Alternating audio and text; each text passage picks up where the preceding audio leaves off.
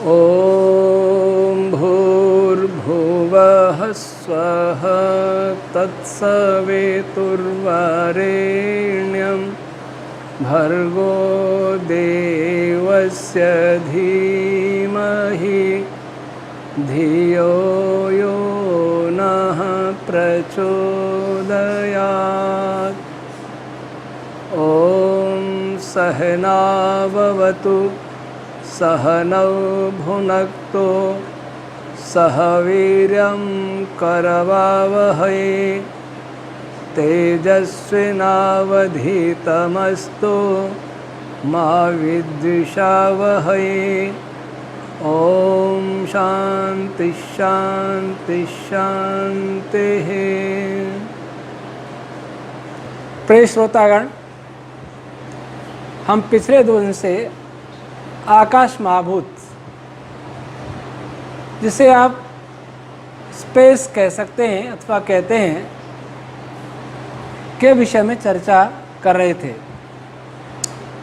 उसी चर्चा को आगे बढ़ाते हुए आज इस वेद विज्ञान आलोक में से जो कुछ बिंदु हमने उद्धृत किए थे, 9 बिंदु, स्पेस क्या है, किन किन रश्मियों से मिलकर बना है, उस पर संक्षेप से कुछ विचार करते हैं। जैसा कि हम पहले भी अवगत करा चुके हैं, स्पेस एक बहुत सूक्ष्म पदार्थ है जिसके विषय में वर्तमान फिजिक्स को कोई विशेष जानकारी नहीं है, और यह जहाँ विषय सूक्ष्म है वहाँ बहुत गंभीर भी है। इसलिए उसकी चर्चा इस प्रकार सार्वजनिक तब तक नहीं की जा सकती जब तक एक उचित मंच पर किसी कॉन्फ्रेंस में इसको सार्वजनिक न किया जाए। फिर भी संक्षेप में हम इस पर विचार कर रहे हैं कि ओम, भू और भुवः स्वः, ये तीनों सूक्ष्म रश्मियाँ, जिनमें 2 दैवी गायत्री हैं और एक दैवी उष्णिक है, के अतिरिक्त अन्य दैवी रश्मियाँ सूत्रात्म वायु, प्राण, अपान आदि भी स्पेस के कंटेंट्स होते हैं। ये रश्मियाँ क्या हैं, इसको आप लोग उन कक्षाओं में सुन सकते हैं जहाँ इनका हमने वर्णन किया हुआ है। स्पेस एक ऐसा पदार्थ है जिसको सामान्य दृष्टि से अथवा कहीं तो मॉडर्न फिजिक्स की टेक्नोलॉजी की क्षमता की दृष्टि से यह एक रस पदार्थ है जो सर्वत्र खाली स्थान में भरा हुआ है। ये मैं चर्चा कर रहा हूँ वर्तमान फिजिक्स के सीमा के अंदर। वर्तमान फिजिक्स की सीमा जहाँ तक भी है वहाँ तक स्पेस है, और फिजिक्स की सीमा जहाँ समाप्त हो जाती है, अथवा ये कहूँ कि जहाँ स्पेस नहीं है वहाँ वर्तमान फिजिक्स की सीमा भी नहीं है। लेकिन वैदिक फिजिक्स उससे बहुत आगे की बात करता है। जैसा कि आप जानते हैं कि अब तक कितनी ही रश्मियों की हमने चर्चा की, उनमें से अनेक रश्मियां स्पेस की उत्पत्ति से पहले उत्पन्न हो जाती हैं। लेकिन आप ऐसा न सोचें कि जितनी भी हमने चर्चा की है वो सब स्पेस से पहले बन गई, ऐसा नहीं है। याजुषी रश्मियों के बाद, याजुषी छंद रश्मियों के बाद, अर्थात उनसे जो बड़ी छंद रश्मियां हैं वो स्पेस के बनने के बाद उत्पन्न होती हैं। तो यह स्पेस वर्तमान विज्ञान की दृष्टि से अगर सोचें तो वर्तमान विज्ञान मानता है कि स्पेस सब जगह है, लेकिन स्पेस क्या है ये नहीं पता है। स्पेस कर्व होता है, डिस्टॉर्ट होता है, लेकिन वह कौन डिस्टॉर्ट होता है, कैसे डिस्टॉर्ट होता है, इसका मैकेनिज्म क्या ये नहीं पता। लेकिन जब स्पेस के इस रूप में मानेंगे कि वह कुछ छंद रश्मियों से मिलकर बना है, कुछ प्राण रश्मियों से मिलकर बना है, अर्थात किसी से मिलकर बना है,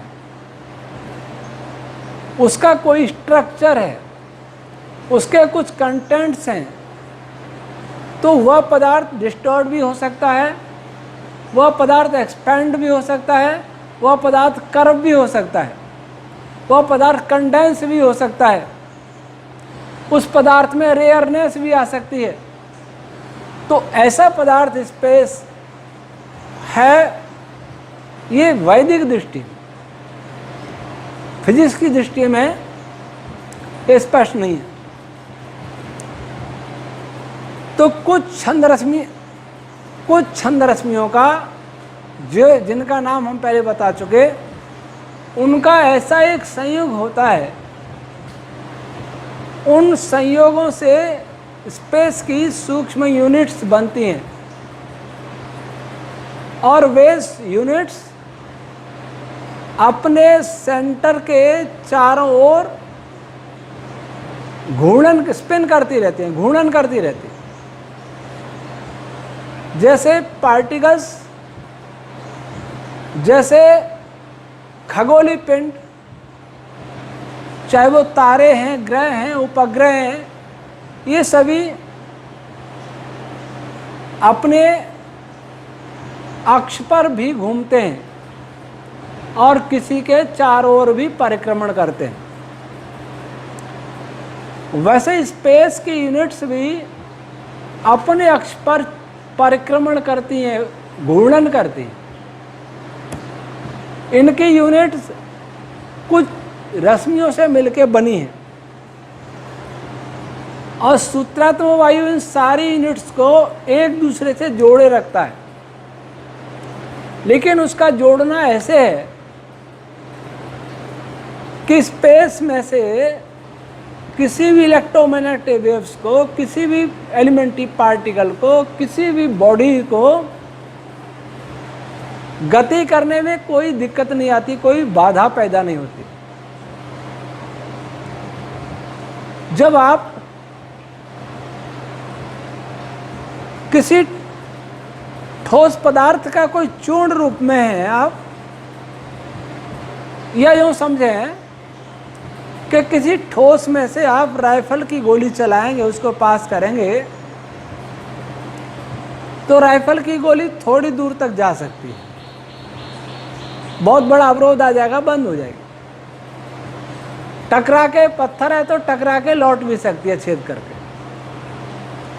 लेकिन वही राइफल की गोली पानी के अंदर चलाएंगे तो बहुत तीव्र हवा के अंदर चलाएंगे, या पहले पानी लेते पानी के अंदर चलाएंगे तो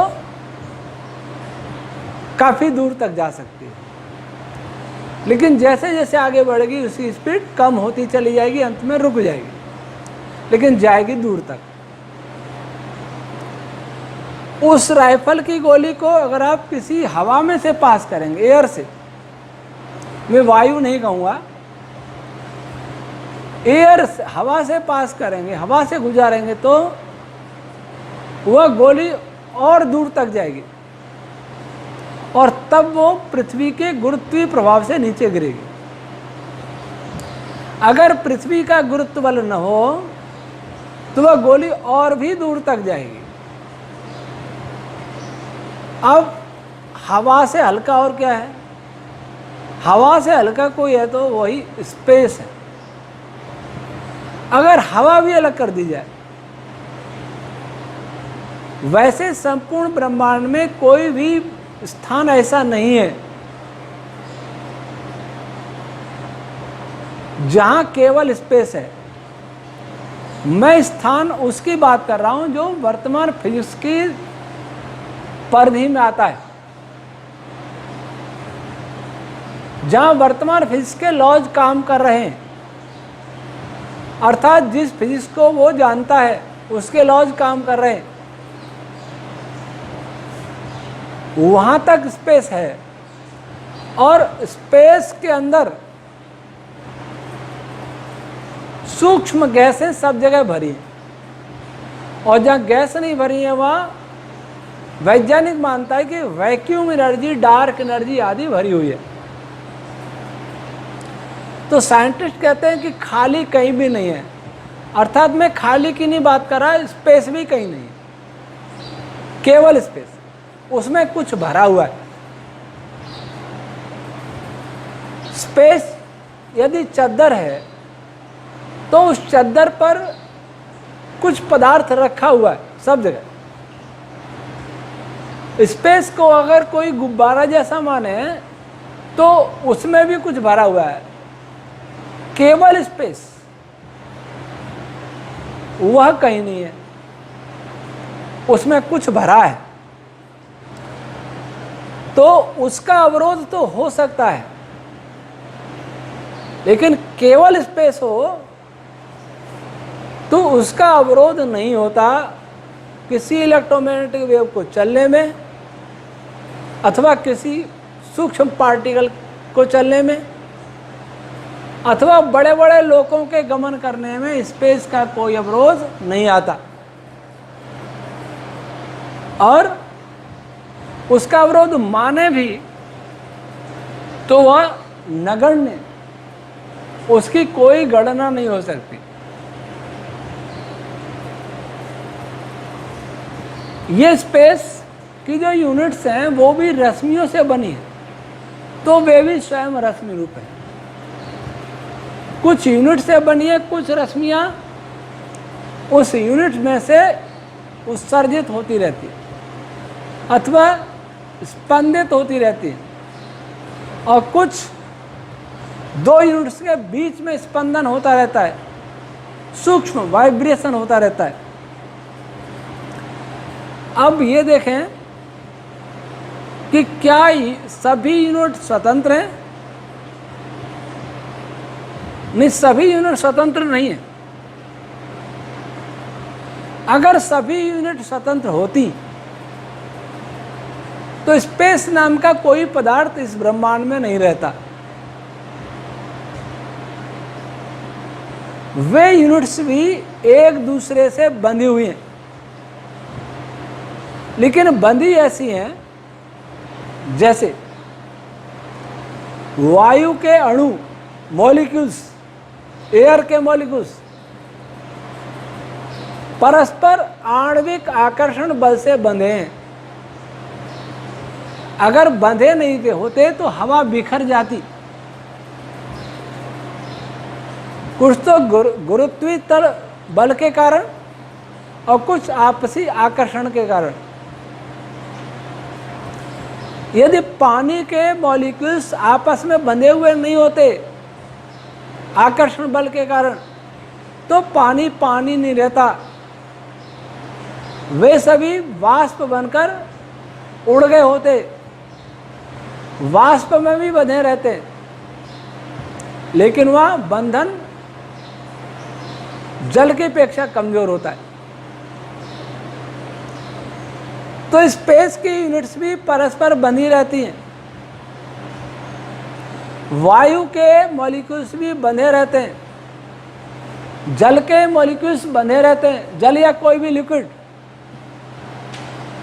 कोई सॉलिड के मॉलिक्यूल्स आपस में बंधे रहते हैं, लेकिन उनकी बाइंडिंग एनर्जी कहेंगे, बाइंडिंग फोर्स कहें, बाइंडिंग फोर्स कहें तो वो फोर्स सबका अलग अलग है। एक मिट्टी की कच्ची ईंट है, उसके मॉलिक्यूल्स के बीच में काम करने वाला फोर्स अलग होगा। उसी ईंट को पका दें तो वह फोर्स ज़्यादा होगा, वह कच्ची ईंट जब गीली थी तो उसका फोर्स और कम होगा। उस कच्ची ईंट को पानी में घोल दिया जाए तो उसका फोर्स और कम होगा, केवल पानी का फोर्स और कम होगा, केवल हवा का फोर्स और कम होगा, लेकिन फोर्स होगा। अवरोध कुछ न कुछ पैदा करेगा, लेकिन स्पेस उसका फोर्स इतना कम होगा कि वो अवरोध पैदा प्रायः नहीं करता। लेकिन फिर भी आपस में यूनिट्स सूत्रत्म वायु आदि कुछ और रश्मियों से बंधी रहती। इतना बंधन अवश्य होता है कि कोई भी मास जब अपने निकटतम स्पेस की यूनिट्स को अट्रैक्ट करता है तो वह दूसरी यूनिट्स को भी अट्रैक्ट करता रहता है। जैसे एक कोई चद्दर है, कपड़े की चद्दर माने, एक किनारा पकड़ करके खींचने लगे तो हम तो चद्दर के किनारे वाले जो अणु हैं उनको पकड़ के खींच रहे हैं, लेकिन वो अणु अपने फोर्स के द्वारा जिन अणु से बंधे हैं वो उनको खींच रहे हैं। इस प्रकार सारी चद्दर हमारे द्वारा खींची जा सकती है। इसी प्रकार से मास और चार्ज दोनों ही स्पेस की यूनिट्स को आकर्षित करते हैं और वे अब अन्य यूनिट्स को आकर्षित करती हैं। इस प्रकार से स्पेस कर्व होता है, डेंस होता है, डिस्टॉर्ट होता है, वगैरह वगैरह।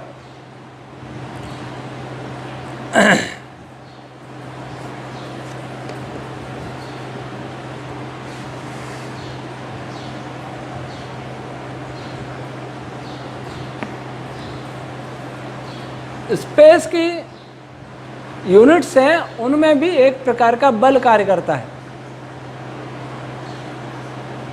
बल कार्य कैसे करता है? आप जब रोड पर कार चलाते हैं तो एक तो घर्षण बल कार्य करता है और फिर इसका प्रतिक्रिया बल कार्य करता है, जिससे पहिया आगे बढ़ता है। हम दौड़ते हैं तब भी ऐसा ही होता है। अगर किसी चिकने फर्श पर दौड़ने लगे तो फिसल जाएंगे, और उस फर्श पर अगर तेल फैला दें तो बिल्कुल नहीं दौड़ पाएंगे, चल भी नहीं पाएंगे, खड़ा रहना ही मुश्किल होगा। तो ये काम स्पेस भी करता है, लेकिन कैसे करता है, किस किस रश्मि का क्या रोल होता है, इसकी चर्चा हम यहाँ नहीं करेंगे। अब एक प्रश्न आता है, उस समय श्रोत्र इंद्री भी बनती है। जिस समय स्पेस का निर्माण होता है उसमें श्रोत्र इंद्री भी बनती है। ये श्रोत्र इंद्री क्या है? एक बार मेरी इच्छा हुई, जब पंच महाभूतों की के प्रसंग में यह लिख रहा था तो मैंने सोचा कि इंद्रियां, मस्तिष्क, मन ये कैसे काम करते हैं। एक डॉक्टर को पूछा जो स्किन के स्पेशलिस्ट थे, उनको हमने पूछा कि मैं ये जानना चाहता हूँ हमारी चमड़ी, त्वचा स्पर्श कैसे करती है, उसका क्या मैकेनिज्म है, क्या फिजियोलॉजी है उसकी। तो उन्होंने कहा स्वामी जी आपके लायक तो मैं नहीं बता पाऊँगा, भूल गए। करंट में कोई फिजियोलॉजी के प्रोफेसर हों मेडिकल कॉलेज में और वो इसमें रुचि भी रखते हों तो वो चर्चा कर पाएंगे। मैं ऐसे एक मेडिकल कॉलेज में एक अपने परिचित फिजियोलॉजी के प्रोफेसर के पास गया, उनसे चर्चा की। चर्चा का परिणाम ये रहा कि फिजियोलॉजी जो बताती है कि आँख के देखने का क्या मैकेनिज्म है, कान के सुनने का क्या मैकेनिज्म है, चमड़ी से स्पर्श करने का क्या मैकेनिज्म है, जीभ से चखने का क्या मैकेनिज्म है, बोलने का क्या है, ये जहाँ समाप्त हो जाता है, जहाँ फिजियोलॉजी समाप्त हो जाती है, वहाँ फिजिक्स प्रारंभ होती है, बायोफिजिक्स प्रारंभ होती है। और बायोफिजिक्स में भी जब हम जानने का प्रयास करें, जो वर्तमान साइंस की कुछ पुस्तकों को पढ़ा के और हमारी बात का तुरंत खंडन करने लग जाते हैं, जो बच्चे हमारे प्रश्नों का भी तुरंत उत्तर देने लग जाते हैं, वे नहीं समझते कि हम जो पूछ रहे हैं वो उसमें कितनी गंभीरता है और उनको कितना गंभीर होकर इस पर सोचना चाहिए। जिन प्रश्नों का उत्तर हमारे 9 प्रश्नों का उत्तर नोबेल पुरस्कार विजेता नहीं दे सके, ग्रेविटेशन और स्पेस पर पूछा था और लिख दिया कि मैं उत्तर देने में असमर्थ हूं, दुर्भाग्य से, वो छोटे छोटे बच्चे उत्तर देने लग जाते हैं कि मैंने ग्रांड डिजाइन से पढ़ा था, मैं उन पुस्तक से पढ़ा था। क्या नोबेल विजेता इन पुस्तकों को नहीं पढ़े? क्या इतना भी नहीं जानते वो? लेकिन कुछ उतावले होते, धैर्य नहीं होता। वो सोचते हैं शायद मैं उत्तर दे दूंगा और किसी वीडियो बना के डाल दूंगा तो वो प्रसिद्ध हो जाऊंगा कि उन्होंने प्रश्न पूछे थे और मैंने उत्तर दिया। बड़े बड़े वैज्ञानिक नहीं दे पाए, साइंटिस्ट नहीं दे पाए और मैंने दे दिया। तो ऐसे बच्चों को थोड़ा धीरज रखना चाहिए, बहुत उतावला नहीं होना चाहिए, बहुत आगे आने की कोशिश नहीं करनी चाहिए। पहले अच्छी तरह समझ लेना चाहिए मैं क्या जानना चाहता हूं, मैं क्या पूछ रहा हूं और ये किस स्तर का प्रश्न है। एक कोई प्रश्न था कि टाइम काल क्या है। एक बच्चे ने मेरे को दावा किया कि मेरे पास सबके उत्तर हैं 100 प्रश्नों के। क्या उत्तर है? वो बच्चा नहीं था, वो तो उत्तर देने वाला कोई बड़ा डॉक्टर था, रिसर्च कर रहा। क्या फ्लो, एक फ्लो ही काल है, टाइम फ्लो। अरे फ्लो कोई पदार्थ थोड़ी होता है, फ्लो तो गुण है, किसी का कर्म है। नदी में पानी बह रहा है, मैं पूछूं नदी क्या होती है? क्या नदी एक फ्लो होता है? फ्लो किसका? दूध का, घी का, शहद का, पानी का, किसका फ्लो? ये तो पता नहीं, तुरंत उत्तर दे दिया कि फ्लो होता है। फ्लो कोई पदार्थ, फ्लो क्या होता है? कोई सबस्टेंस है, कोई मटेरियल है? क्या है फ्लो? इतना तो सोचा ही नहीं था। फिर शांत हो गए। 100 प्रश्न का उत्तर देने चले थे और इसी प्रश्न में बैठ गए, फिर आगे चर्चा बंद।